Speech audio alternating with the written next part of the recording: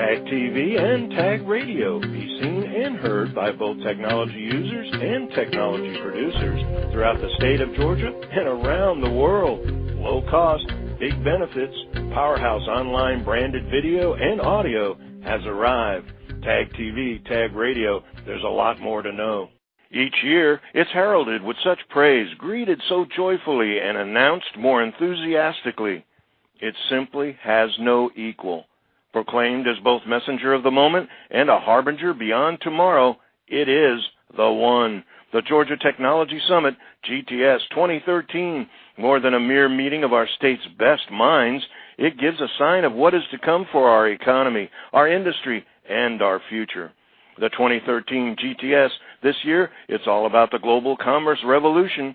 Consider Visa. Its advanced technology infrastructure is capable of handling more than 20,000 transactions per second. More than the exchange of currency, it's about innovation in every one of those interactions. Greetings, everyone. It's Tuesday, March 5th, 2013, 15 days before the one. GTS 2013, Global Commerce Revolution, innovation in every interaction. And this is a special GTS Summit Premier Edition of Tech Talk with Technology Association of Georgia President Tino Mantella. You will marvel at the amazing visionary messenger Ray Kurzweil, author, inventor, futurist, and now Director of Engineering at Google. Go beyond high speed to ubiquitous connectivity as 3Com founder and pioneer of the Ethernet, Robert Bob Metcalfe defies everything you know and takes you right to everything you can imagine. And then you will be spellbound by the boundless innovation and technological advances implemented every day in every corner of the world by Chief Technology Officer of Visa Inc., Matt Quinlan, responsible for all aspects of technology planning, systems development, and operations, as well as client support services. Why wait a moment longer to begin your discovery of the one? GTS 2013, as Tino, in a rare and exclusive interview, speaks with Matt on his special Global Commerce Innovation in Every Interaction Revolutionary Summit presentation. One man from the one event that heads a technology company that connects consumers, businesses, banks, and governments in more than 200 countries. It's all about innovation in every interaction, all of which will make our lives easier and grow economies. As Tino Tech Talks GTS 2013, with all its featured speakers, State of the Industry Report, Top 40, Top 10 Innovative Georgia Companies, and the next inductee into the Georgia Technology Hall of Fame, making it once again, and even more than ever, the one event you cannot miss, as we get an insider's preview at what's to come this March 20th from Visa Chief Technology Officer and featured speaker, Matt Quinlan. This edition of Tech Talk is brought to you by GlobalSpeak.com, new media consultants, corporate video and audio communications, video and audio production and distribution, live and virtual event production. Tag TV and Tag Radio is a service of GlobalSpeak.com, creatively delivering powerful marketing, video, and audio solutions. Matt, thanks for joining me on Tech Talk today. Thanks, Tina. Delighted to be here and have the opportunity to talk to your listeners today. Well, terrific. First thing I want to say is speaking, I think, for all of the 1,000-plus people who will be attending this summit, that we're excited to have you come visit us in Atlanta and look forward to March 20th at the Georgia Technology Summit. There's a lot of excitement building around that, so really appreciate you taking the time out of your schedule to do that. No, I appreciate that. I'm looking forward to it. So let's jump into the questions. I think the first thing is just I'd like to get, of course, everybody knows Visa, but give me a brief overview of Visa and sort of the global look that you have, both from a perspective of financial technologies, or we call fintech, and then also how you're thinking about the innovation and as far as the ecosystem and how things are changing as you move forward with Visa. It's a great lead-in, Tino. It's funny you say everybody knows Visa, and I think that's a true statement. But I think at the same time, not everybody knows exactly what Visa does. And really right. For us, the business is technology, and technology is the business. There isn't a product or service that we offer, that I can think of anyway, that really isn't a technology in practice. So for us, driving business value and the growth really requires a collaborative effort, a really symbiotic relationship between technology and the business. And for us, it's all centered on our key platform, our primary platform that we call VisaNet, which facilitates the transfer of value and information among our financial institution clients, the consumers, merchants, businesses, and governments. And we've been doing this for a long time, obviously. For more than 40 years, VisaNet, the central platform, has been the essential sort of place for Visa innovation to take place and to deliver the products and services. It's a centralized architecture, fully integrated architecture, which allows us to provide secure, reliable, and highly scalable processing and value-added services to our clients. We have 20,000 companies here, technology companies here in Georgia. It's probably the only engine in the state right now that's growing. We'll be announcing some new numbers in terms of growth in technologists and companies at the summit, actually, in my State of the Industry report. And what we see with these companies is, of course, it doesn't just apply to Georgia, is technology is changing so fast. And how does a company like yours keep up with that? And, also, as we think about that, what's the next big thing in terms of the greatest opportunity in terms of your space, I'll call the fintech industry or the global commerce industry?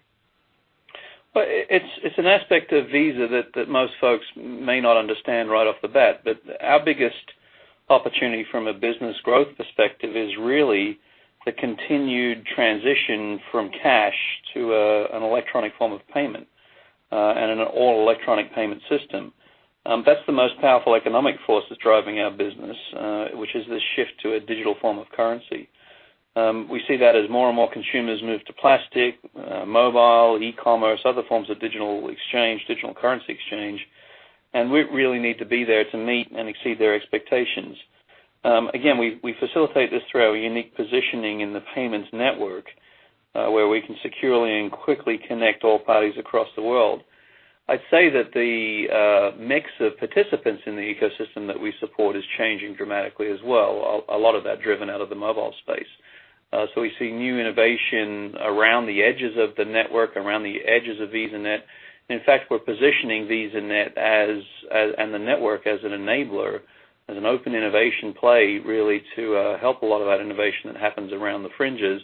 Ultimately, that still requires a network with the characteristics of the security and reliability that VisaNet offers.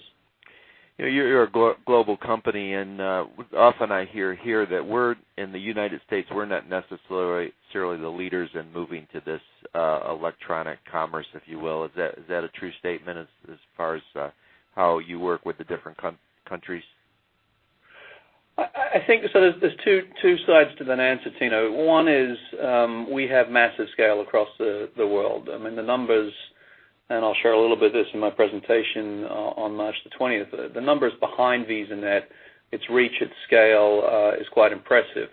And as you pointed out, different sectors of the world require different services in some cases. So the U.S. is certainly quite advanced in some aspects and not as advanced in others. For example, a lot of terrestrial network infrastructure is still in the U.S., whereas other emerging markets tend to skip that whole that sector and move straight to a mobile sort of infrastructure. That creates different opportunities and, of course, different challenges for us. We tailor our products and services whilst providing a ubiquitous, consistent experience as much as possible as a baseline. We do tailor the differentiated products and services based on local market needs. Now, we started segueing into the summit on March 20th, so we don't want to tip off the crowd too much. A lot of our listeners today will be coming to the event, but can you give us a little bit about what you're going to be addressing at the summit? Yeah, I'm really looking forward to it, as I said before, and I think some of the stuff that we want to share is really how our current financial technology and the future that we're planning connects consumers, businesses, banks, and governments around the globe, and what our role is in the global economy. We're going to highlight some of the technological advances that we're looking at, which will continue to evolve and drive us towards the digital currency. And we'll also take a little bit of a peek behind the covers on what does it take to run a network that connects billions of consumers with millions of merchants, across tens of thousands of financial institutions. It's not an easy thing to do, and again, a lot of people look at the logo of Visa on the card, and we'll take a little bit of a peek behind the curtain. That sounds great. I think people will be excited to hear that. We've got time for one more question. So, going back to the original question that we talked about, is there one thing you'd want people to know about Visa as they think about Visa that they may not know? Again, it's kind of interesting to think of where Visa has come from. Most consumers think of us in terms of the logo on one of the card products or in one of their digital wallets. But we have a very unique challenge that very few companies face, again, based on scale and other aspects. We started from developing one of the first general-purpose credit cards more than 50 years ago to developing what is today the world's largest retail electronic payments network. And we use our own technology and innovation to drive that growth and really support and improve customer service.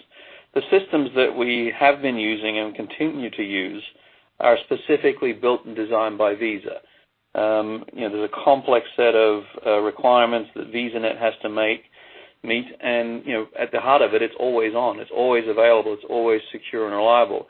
If you blend that with the need to address these new channels, new forms of digital currency, there's quite a unique balancing act going on within the company right now, and hopefully we'll cover a little bit of that. Well, thanks for joining me today on Tech Talk, Matt, and look forward to seeing you on March 20th at the summit. No, I appreciate it, Tino. I look forward to seeing you then.